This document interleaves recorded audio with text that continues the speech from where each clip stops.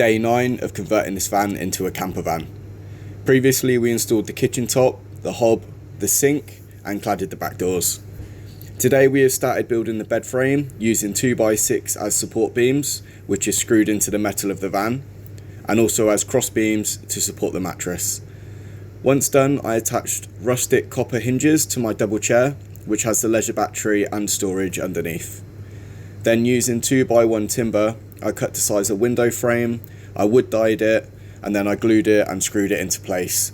I did this from the back to hide the screws. Whilst I did this, Adam was putting together the front bed panel using cladding, with a gap to fit a chair that we are trying to also create a fireplace look from. I then quickly put the split charge relay together along with the fuse box to make sure all the electrics were working properly. We currently have the split charge relay, the lights and the switch, the USB port and the hob working, but I have had to send back our copper tap for a replacement, which will take roughly 1 more week. Follow for day 10 where I will neaten the electrics, build a shelf and do the plumbing.